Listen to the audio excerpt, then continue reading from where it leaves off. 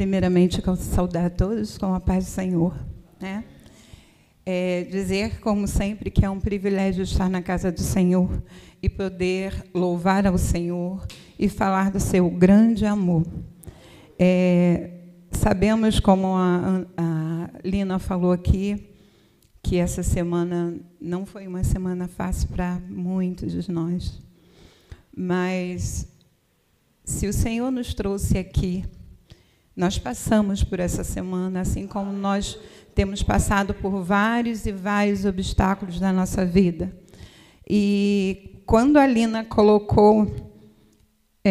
pediu, né, para colocar o louvor, e na mesma hora eu comecei a chorar muito, porque é muito difícil a gente adorar quando o nosso coração está quebrantado, doendo e machucado. Mas é nesses momentos também que a gente está assim, que o Senhor, a gente está mais aberto, a gente está mais sensível ao Espírito Santo de Deus. Muitas vezes, nas nossas vidas, na alegria, a gente não tem tempo de clamar. A gente não encontra tempo para ver a casa do Senhor, a gente não encontra tempo para ler a palavra e para nos dedicar. E aí, na hora da aflição, a gente procura o Senhor, é normal, faz parte.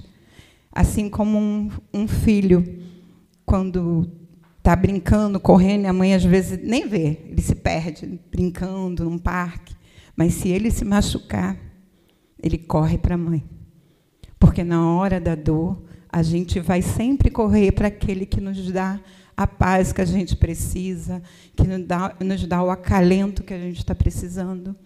Então, não se sinta sozinho, porque assim como a gente que é mãe, né, vê um filho brincando, e na hora que ele se machuca, a gente, às vezes, deixa ele sozinho um pouquinho para ele aprender a se virar. É normal, senão ele fica muito mimado. Mas o Senhor, ele está ali tomando conta da gente. Nas nossas aflições, nas nossas dores, na nossa angústia, Ele está nos observando, e quando é necessário, Ele nos dá um afago e muitas vezes nos carrega no colo. Muitas vezes. Tinha um louvor que era pegada nas areias, né? Tinha uma passagem e falava sobre isso, que o homem, ele contestou a Deus porque ele era muito triste, era alguma coisa assim, e na praia Deus levou ele, e ele caminhava, e ele via que, quando ele estava caminhando, tinha 2 passos, o dele e de mais alguém, que era o passo de Deus que acompanhava ele. E quando, nos momentos, foram passando cenas da vida dele, e mostrando a pegadas na areia, o nome do texto é esse. E, nos momentos muito difíceis, ele via que ele só via uma pegada, ele não via 2. E aí ele contestou com Deus: Senhor, na hora que estava tudo bem, que foram passando cenas da minha vida boas, eu via 2 pegadas. E por quê? Que na hora da aflição e na hora da minha angústia, eu só via uma pegada. Tu não estava comigo. E aí Deus falou para ele que ele não caminhava, quem caminhava era Deus, e ele estava no colo, por isso ele não via as pegadas dele. Ele só via uma pegada, porque aquelas pegadas que ele via não era deles, era de Deus. Então, em alguns momentos, a gente só vê uma pegada. E aí a gente pensa assim, é só eu que estou caminhando sozinho. Não, Deus está te levando no colo. E a passagem que eu li, meditei essa semana, a pastora Márcia falou comigo sobre trazer uma palavra, e assim, na hora que ela falou, eu li o texto, mas eu estava com tantas coisas, estava no trabalho também, tinha recebido notícia que minha mãe não estava muito bem mesmo, e aquilo eu li, mas não terminei de ler o que ela tinha escrito. E não respondi. Depois, quando cheguei em casa, eu olhei direitinho e vi que ela tinha perguntado se eu não queria trazer a palavra. E, na mesma hora, eu falei, eu vou trazer a palavra. Independente do que eu estou passando, da aflição que eu estou sentindo, eu vou trazer a palavra porque é adorar o Senhor e de todas as formas que a gente pode, mesmo nas aflições. E eu estou aqui hoje para falar que, independente de qualquer coisa, eu continuarei adorando ao Senhor. Que, independente de qualquer coisa que aconteça na minha vida, na minha família, com a saúde da minha mãe, do meu pai, com a vida dos meus filhos, eu vou continuar louvando e adorando ao Senhor. E louvar ao Senhor não é só cantar. Louvar ao Senhor é ir para a sua casa. Louvar ao Senhor é pregar, é falar do amor de Cristo no lugar que você trabalha. Isso também é uma forma de demonstrar o louvor que nós temos ao Senhor. E a passagem que eu vou ler aqui para os irmãos é bem rapidinho, para a gente não demorar, que fala sobre Ruth, né? Bota lá para mim, Kika. Me desculpe, irmãos, eu não estou com a mente muito boa. Toda hora eu estou muito esquecida. Eu tenho um problema sério, que se eu ficar muito nervosa, muito preocupada, minha mente falha demais. E eu, essa semana, comecei a ter que tomar um remédio para dormir. E também eu estou ficando meio... Esqueci. O Bruno já está olhando para mim, que ele não gosta que eu tome remédio para dormir, né? Mas eu tive que tomar, porque eu estava tendo crise de ansiedade, não estava conseguindo dormir. E aí a doutora passou para mim, né? Eu não estou tomando por conta própria. Mas eu fico muito esquecida. Eu começo a falar e tem hora que a mente dá uma falhada. Eu já sou assim porque eu tenho déficit de atenção. E aí eu piorei. Mas a gente está aqui para falar aquilo que Deus tem para falar, não é o que eu tenho. Então, eu vim para falar de Deus para vocês. Tá? Ruth, o versículo 1, tá? O capítulo 1. Versículo 1, capítulo 1, versículo 1.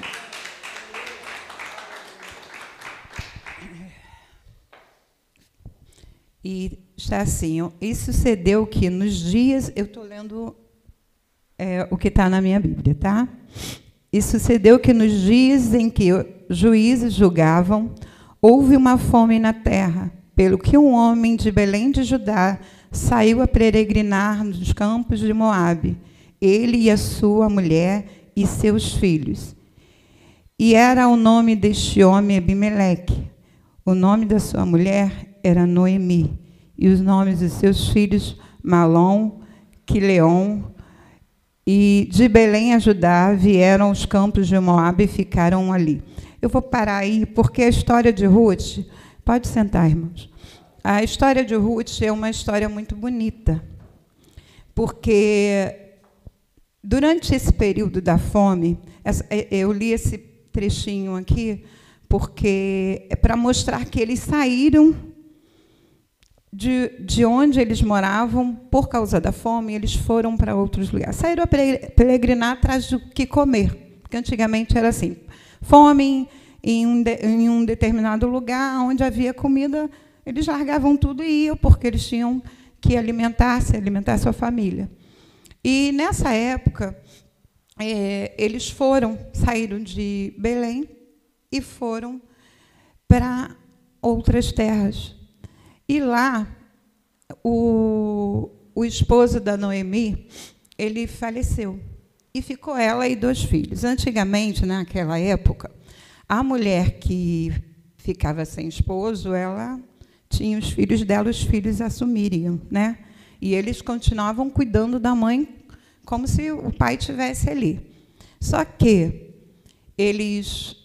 os filhos casaram com mulheres moabitas e que não professavam da mesma fé, que isso é importante.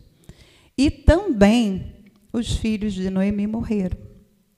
E quando um filho morria, o que acontecia? O filho que ficou casava-se com a cunhada. E era normal. Por quê? Para poder dar filhos e o nome do irmão dele não ficar esquecido, ele ter geração. Só que os filhos de Noemi, os dois morreram. E ficou ela sem marido e as duas noras dela. E, naquela época, a mulher que não tinha filho para cuidar e não tinha esposo, elas ficavam, eram mal vistas, né? Não arrumavam, não tinha nada, não passavam necessidade. E quando Noemi ela percebeu que as noras dela iam ficar com ela nessa situação, ela já não era mais tão nova, não tinha esposo para poder ter mais filhos, para poder casar com as noras, para elas não ficarem perambulando sem ter ninguém, ela mandou que as noras voltassem para suas famílias. E aí tem um versículo que a gente fala muito assim, a gente ouve muito, né? O seu povo será meu povo, onde fores eu irei, teu povo será meu povo, teu Deus será meu Deus. Esse versículo foi quando Noemi disse para as noras ir embora, órfã, voltou. Mas a Ruth, ela tinha tanto amor, mas o versículo que fala sobre ela falando para Noemi, minha sogra, né, Noemi, eu não vou te largar, ele tem uma coisa muito especial, porque, primeiro, ela tinha um amor muito grande pela sogra, ela podia voltar para a casa dos pais dela. Mas uma outra coisa que esse versículo me pega muito é quando ela fala do Deus. Porque, na verdade, as famílias dela adoravam deuses. Então, ela não acompanhou, ela não largou só. A órfã não largou só a sogra, mas ela voltou para o mesmo lugar onde ela estava. E, provavelmente, para adorar os mesmos deuses. Mas a Ruth não.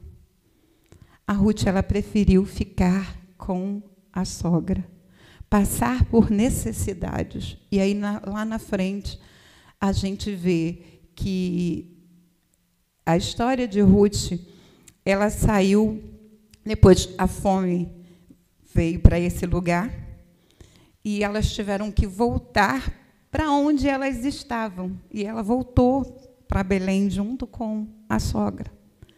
E lá, nesse período, já não estava lá, já tinham o que comer, e aonde elas estavam, estava passando por prova, por necessidade, por fome.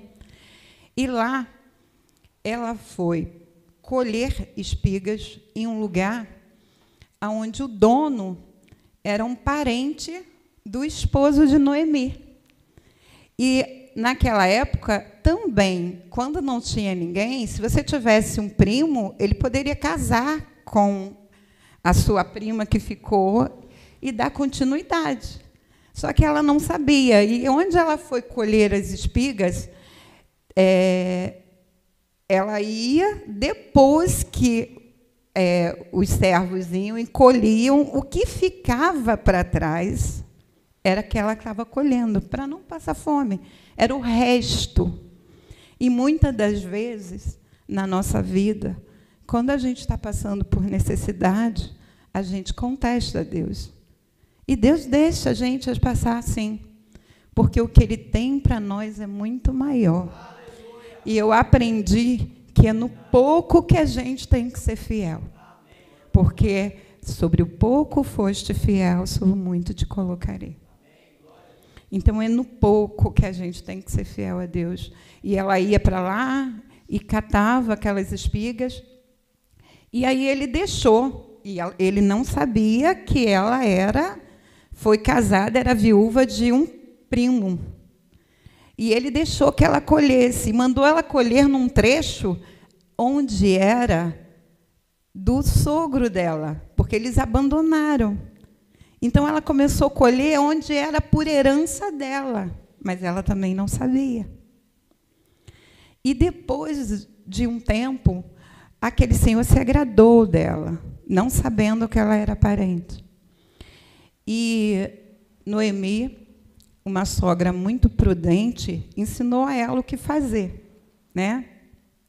E aí eu estava vendo um dia um podcast que ele falava, o irmão falava que Noemi mandou que ela fosse deitar aos pés dele à noite, né? E que ele saberia o que fazer. E as pessoas contestavam que a impressão que tinha era que Noemi tinha mandado ela ir lá se prostituir, né? Ir para o quarto dele, que lá ele saberia o que fazer. E ele estava explicando, o historiador, que na época disso, que isso acontecia, da colheita, o Senhor ia para aqueles galpões junto com os servos para tomar conta. E ele dormia no galpão junto com os servos, no chão, nas esteiras. E então, quando Noemi mandou ela ir lá, não mandou ir para um quarto reservado com ele. Noemi mandou que ela deitasse nos pés dele, no chão, e ficasse ali, não para ter um momento íntimo com ele, porque naquele lugar tinha outras pessoas. Era para que ele observasse ela. E ele viu ela, e o mais importante de tudo, irmãos, nessa história, ela não abandonou o Deus que ela conheceu. Ela passou por provações junto com a sua sogra, teve que pegar restos e continuou firme. E, no final da história, a gente vai entender que ela casou com esse homem, ela teve filhos, e da descendência de Noemi veio Davi. Porque Davi era filho de Jessé, e Jessé era filho aliás, desculpa, irmãos. Davi era filho de Jessé, e Jessé era filho do filho de Ruth com esse homem. Então, para você ver, as bênçãos do Senhor é muito grande lá na frente, mas na hora que você está colhendo o resto, o farelo, você não consegue enxergar. Muitas vezes na nossa vida, a gente está no fundo do poço. O louvor falou sobre isso. A gente não tem saída. Eu lembro um dia que eu fui embora para minha casa, assim que eu vim morar em Portugal, e eu estava num trabalho que eu não estava bem, mesmo. E eu lembro que eu andando e falando com Deus, Senhor, eu não vim aqui para isso, Senhor, eu não quero isso. Eu sempre fui muito abusada com Deus, porque eu sempre exigi demais. Eu sempre quero na cor que eu quero, do jeito que eu quero. Mas Deus, às vezes, me dá-lhe um passa fora. E, nesse dia, eu falei com o Senhor assim, eu estava subindo o morro. Eu olhei assim, vi o morro, e eu falei assim, Senhor, eu estou vendo um muro tão grande diante de mim, mas tão grande, que eu não consigo ver o final. Eu só vejo um muro, e eu não vejo saída. É como se fosse uma muralha, eu não vejo porta, eu não sei o que fazer da minha vida. Eu sei que não é isso que eu quero, eu não quero continuar aqui, eu não quero viver aqui, eu não quero viver desse jeito. Mas eu só vejo um muro, que para mim conseguir olhar para o céu, eu tenho que levantar muito meus olhos. Eu só consigo ver o muro sem saída nenhuma para mim. Não tem como escalar, não tem como sair para os lados. E falei isso. E fui embora, mas essa imagem do muro ficou na minha cabeça. E daí, uns 15 dias, eu recebi uma proposta para vir morar na Madeira. Olha só. Eu nem sabia que existia a Ilha da Madeira. Aliás, sabia, mas não tinha noção de onde ficava. Eu sabia por causa do jogador Cristiano Ronaldo, que morava na Ilha da Madeira. Mas, para mim, lá no Brasil, tem uma ilha chamada Ilha de Paquetá, que no Rio de Janeiro é rapidinho você chegar lá. Para mim era assim, era uma ilha pertinho de Portugal. E eu não sabia que era tão distante. E quando eu vi a proposta, eu me inscrevi, sem falar com meu marido. E, uns 15 minutos, o Bruno tinha ido tomar banho. Quando ele saiu do banheiro, uma pessoa me ligou. E falou para mim se eu queria vir para fazer o teste. Eu não sabia nem onde era. E eu não tinha nem falado com meu marido. Eu virei para ela e falei assim, quanto é que você vai me pagar? E ela falou o valor e me deu um susto.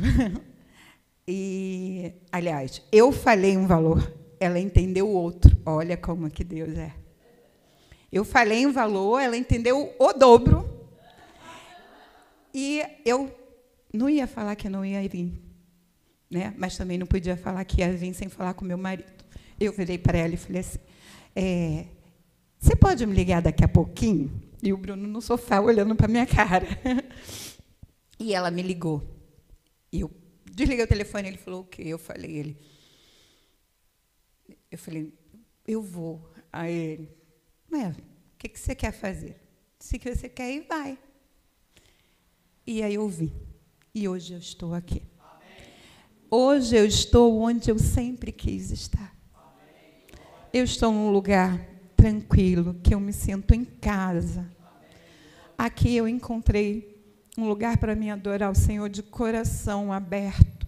Poder fazer tudo aquilo que Deus tem para a minha vida. Me dedicar na obra do Senhor. Arrumei um trabalho aqui que foi provisório, porque muitas vezes Deus coloca coisas provisórias na sua vida para passar para onde Ele quer. Então, eu vim com um salário bom, hoje já não é mais. Mas eu me sinto muito mais feliz onde eu estou. Então, as coisas do Senhor não são como nós queremos. Não é na hora que a gente quer. E muitas vezes nós temos que passar no fundo do poço e lá não só descer, ficar por um tempo. E é lá que Deus vai provar a nossa fé. Porque me diga o tamanho da sua fé, que eu direi o tamanho do seu Deus. Se a sua fé é grande, o seu Deus é enorme. Se a sua fé é pequena, o seu Deus é pequeno. O nosso Deus é do tamanho da nossa fé. Então, lá no fundo do poço, no meio da tempestade, como o pastor falou, que o barco balançava, Jesus estava dormindo. Porque ele conhecia e ele sabia o que ele podia fazer. E os homens não, se desesperaram. E aí, na hora do socorro, a gente clama por aquele que sabe o que vai fazer. Entrega o seu coração ao Senhor. Entrega as suas necessidades. Entrega para o Senhor aquilo que está te machucando. E espera dele a resposta, que nem sempre é a que nós queremos. Temos que entender. Mas entenda que é sempre o melhor para a gente. Lá na frente, Deus está vendo o que eu aqui hoje. Quando Ruth começou a colher as espigas, e provavelmente eram aquelas pequenas que não servia nem para dar para os animais. Quando ela começou a colher aquilo, ela não imaginou que um descendente dela seria Davi, um homem segundo o coração de Deus. Porque ela não desistiu. Então, não desista. Mesmo que pareça muito difícil, que pareça impossível, não desista. Não desista, seu Manuel. Não desista. Um filho com coração duro, Deus quebranta. Ele quebrantou o meu. O meu era muito duro. Eu via o meu pai chorar e eu, firme, não vou fazer. E hoje eu estou aqui, fazendo exatamente o que meu pai desejava. Mas eu tenho certeza que hoje meu pai está muito feliz, mesmo com todas as dificuldades. E quando eu saí do Brasil, a minha mãe falou uma frase. Quando a gente se despediu. E ela disse assim, filha, se eu não te ver aqui, eu vou te ver no céu. E eu não sei, irmãos, eu não sei se eu vou ver minha mãe de novo com vida. mas eu tenho certeza absoluta que eu vou ver minha mãe na glória. Compor um corpo transformado, sem doença, sem nada. Porque aquilo que Deus tem para nós é muito grande e a gente não pode desistir. Então, eu estou aqui, fazendo de tudo. Porque se minha mãe levantar daquela cama, eu vou glorificar o nome dele. Mas se ela não levantar, eu tenho certeza que eu vou ficar aqui fazendo de tudo, porque eu tenho certeza da salvação da minha mãe. E eu quero ter certeza da minha. Eu quero fazer por onde? Não encontrando minha mãe mais com vida aqui, poder abraçá-la no céu, junto com os irmãos também. Essa é a minha vontade. E que nós possamos entender a vontade de Deus para nossas vidas. É só isso, irmãos, que eu tenho para falar. Peço aos irmãos que orem por mim, orem pelo meu pai, porque hoje eu estou mais preocupada com meu pai do que com a minha mãe. Porque o meu pai e a minha mãe são um casal que vive quase há 60 anos. E o meu pai é um homem muito forte. E ele não gosta de demonstrar fraqueza, né? E eu vejo que ele se retira em silêncio para chorar sozinho. E que Deus possa estar carregando o meu pai no colo, porque eu sei que ele está precisando de colo. Pastor.